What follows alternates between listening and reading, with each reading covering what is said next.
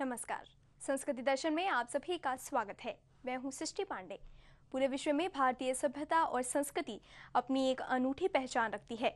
उसी सभ्यता और संस्कृति के रंगों से आपको रूबरू कराता है हमारा ये कार्यक्रम संस्कृति दर्शन।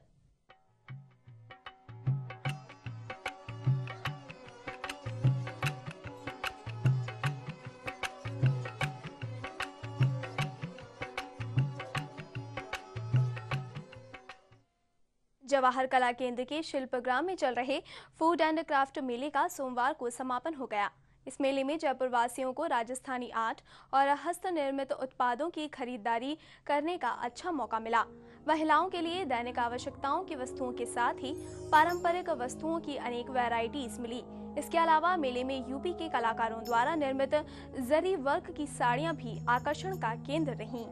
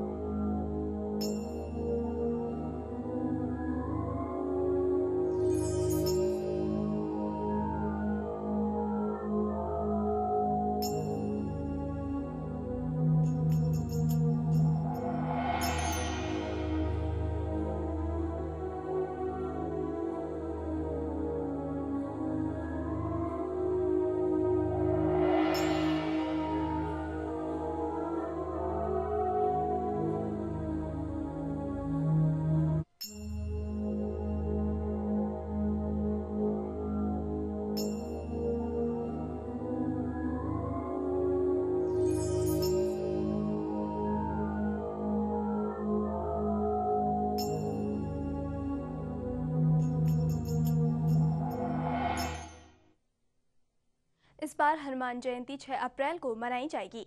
श्री सालासर बालाजी भक्त मंडल के तत्वाधान में बड़ी चौपड़ स्थित श्री लक्ष्मी नारायण मंदिर में प्रेस वार्ता आयोजित की गई, जिसमें सालासर बालाजी के पोस्टर का विमोचन किया गया। इस मौके पर मंडल अध्यक्ष राम प्रसाद कारोडिया ने बताया कि हनुमान जयंती की पूर्व संध्या पर 5 अप्रैल को शाम 7 बजे हल्दियों का रास्ता स्थित मंगलेश्वर महादेव मंदिर के बाहर भजन संध्या का आयोजन किया जाएगा।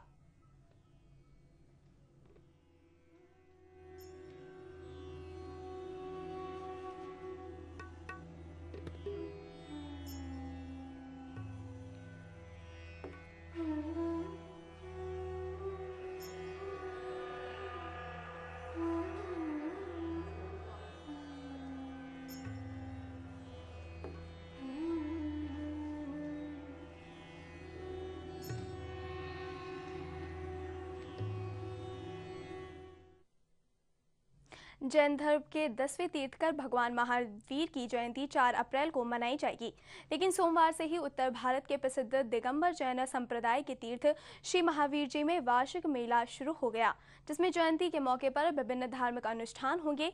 इस मेले का इतिहास और उद्भव की गाथा काफी प्राचीन है। सांप्रदायिक सौहार्द और भाईचारे के प्रतीक इस मेले का अपना गौरवमयी इतिहास है। राजस्थान प्रदेश अपने भूभाग में एक गौरवमयी और सांस्कृतिक इतिहास समेटे हुए है। यहाँ के हेरिटेज और विरासत को निहारने के लिए हर साल लाखों पर्यटक आते हैं, लेकिन बात धार्मिक महत्व की हो तो प्रदेश में कई स्थान और मेले ऐसे हैं जो इसे अन्य से अलग बनाते हैं। कुछ ऐसी ही विशेषता समेटे हुए है करौली जिले का श्री महावीर जी तीर्थ। मान्यता है कि यहाँ स्थापित भगवान महावीर की मूंगा वर्णीय प्रतिमा 1100 वर्ष पुरानी है, जिसे मुगल काल में किसी ने भूगर्भ में दबा दिया था।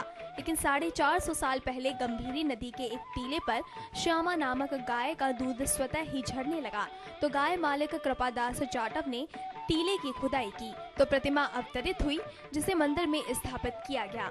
इससे जुड़े चमत्कारों के बारे में कई मान्यताएं भी प्रचलित हैं। 400 वर्ष पहले ये प्रतिमा यहाँ प्रकट हुई और उसी समय मंदिर का निर्माण हुआ। तब से जन जन की आस्था का केंद्र बना हुआ है। इस मंदिर का निर्माण 450 वर्ष पहले बसपा निवासी सेठ अमरचंद बिलाला ने करवाया था। मंदिर में रक्त वर्णित 3 भव्य शिखरों जैन धर्म की पचरंगी पताकाएं फहराती हैं। महावीर प्रतिमा के उद्भव स्थल पर निर्मित भव्य चरण सिंह मंदिर में आने वाला चढ़ावा आज भी कृपादास के वंशज प्राप्त करते हैं, जो प्राचीन परंपरा का परिचायक है। ये मंदिर जयपुर रियासत के अधीन रहा है, जिसका खर्च निकालने के लिए रियासत ने राजस्व गांव नौरंगाबाद को गोद लिया था। साल 1930 में मंदिर के लिए एक कमेटी का गठन किया जाने लगा, जो अतिशय क्षेत्र की देखभाल करती है। भगवान महावीर स्वामी की प्रतिमा कहीं टीले के अंदर रही होगी, तो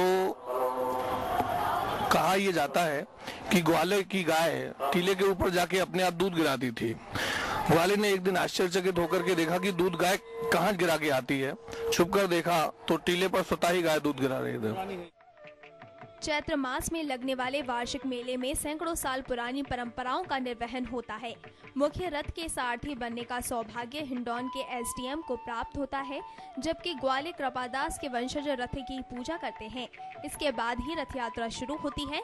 मुख्य मंदिर में बेशकीमती रत्नों से जड़ित प्रतिमाएं सुशोभित हैं, जिन्हें अप्रवासी भारतीय ने दान दिया था।